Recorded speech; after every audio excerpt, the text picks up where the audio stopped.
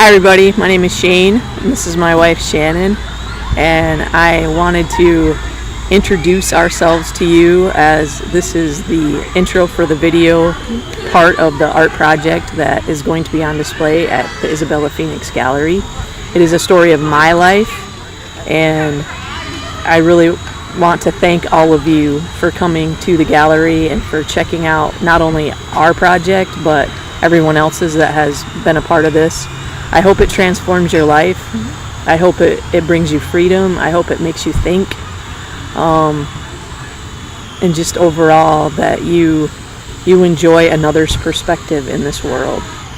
The title of this is Transformation, as I am transgender. And it is the story of Rochelle to Shelley to Shane.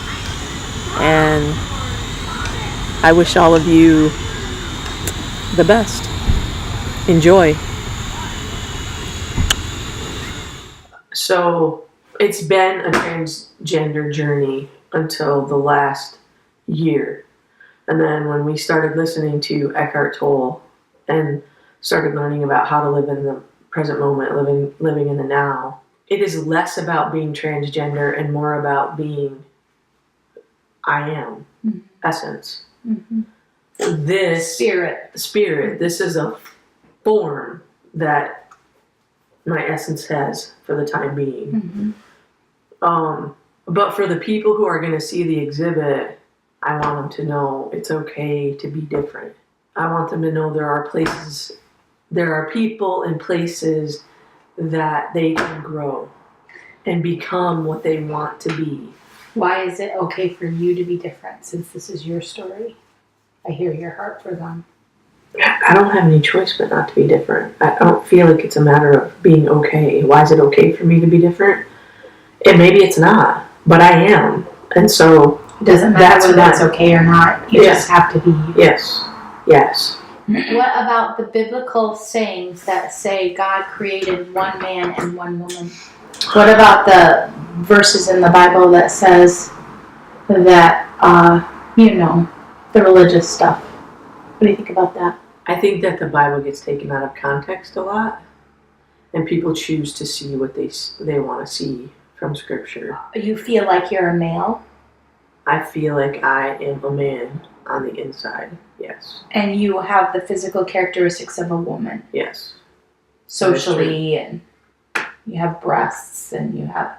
So, And don't ever ask a transgender person what is in their pants. That is the rudest and most disrespectful thing you could ever ask them.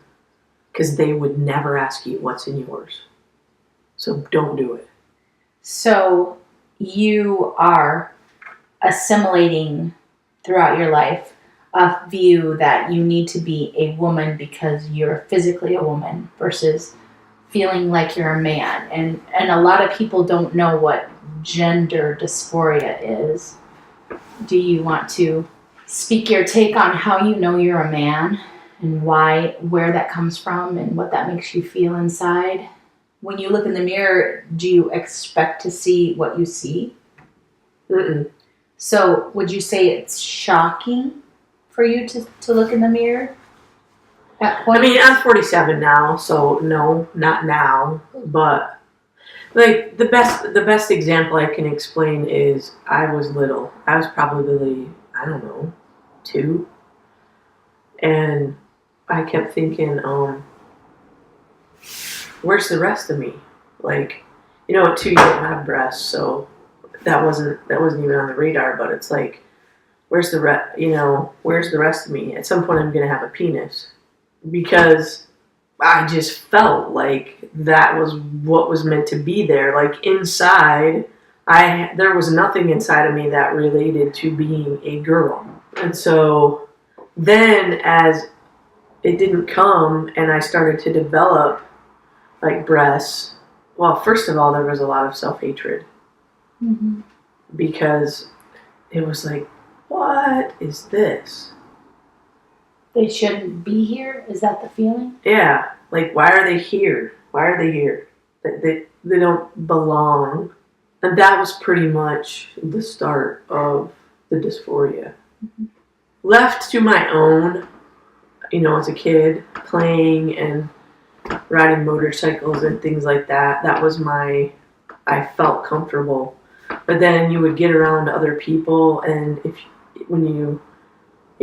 I dressed like a guy because that's what felt right to me. And you would go in the women's bathroom because technically you're a woman. You went in the girls' bathroom all the time. And so then you would get looks from people. Moms would grab their little kids. Sometimes would get, you're in the wrong bathroom. You got people related to you yes. that you were in the wrong bathroom? Yes. I was treated that way all the way through. Now, was there a point where you decided not to be a man or not to represent? And what happened? It was the most awkward, uncomfortable. It felt like I was being fake. Untrue to a part of myself. And, everybody thought, well, nobody said anything to me in school, but I got called a tomboy or gay or things like that because people didn't know what to label it, and people typically need to label it. They felt a need to label me. I felt a need to label myself because labels help you feel like you're a part of society. Dysphoria is a difficult thing to live with. And basically, it's just knowing that you're one way on the inside and you look another on the outside. It's disorienting. And I've come out on myself, and I love it. I couldn't go back. It is the most freeing and unbelievable feeling to just be yourself. Why? What? Can you say some more about that? If you want to be who you were meant to be in the world, it starts with you being who you are from the inside out. So if you have a vision to be a musician, or a vision to be a lawyer, or a vision to be this, you can't get there freely unless you're free with who you are inside and out. I had to accept who I was on the inside and outside. The outside was a little harder to accept, but I feel like I'm getting there. Okay. When I think about another's perspective, like not only have I gone through my own journey of coming out as transgender and living my parents named me Rochelle. They nicknamed my friends and everybody else called me Shelly, which I was more comfortable with. But once we moved to Seattle, I knew Shane was my name, and that's my name. Mm-hmm. Okay, so another's perspective. I've watched you, not only my own journey, but I've watched your journey, who you are my wife and my friend, who we lived together for years as girls, and it didn't work. I mean, you have your own whole story and perspective on being with me, being labeled by the world as a result of me, being shunned by your religious friends and community as a result of me, being shunned by your family, some of your family members.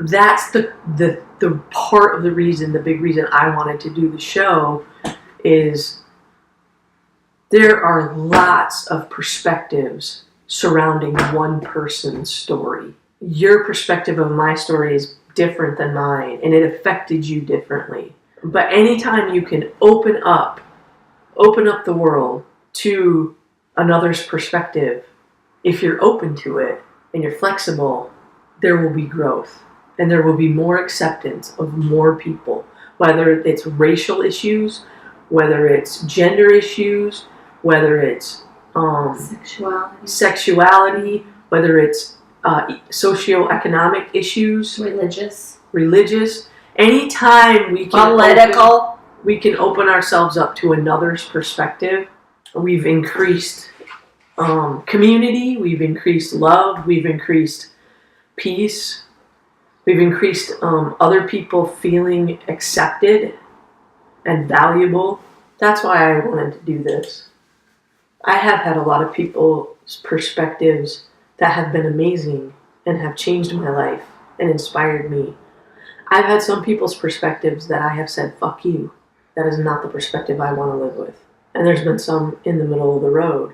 And being able to know that you can be open to somebody else's perspective about you or anything else. But it doesn't mean you have to accept that perspective as your own. You can try it on and take it off. Yeah. And say, I'm sorry, that size doesn't fit me. Yep. Right. Find friends or people that will support you. Find a place in this world. Meaning like, geographical place. I came from Michigan, very small town, rural community. I'm 47 years old, and up until, well, it's not even, I mean, now it's still being transgender is extremely new to that culture.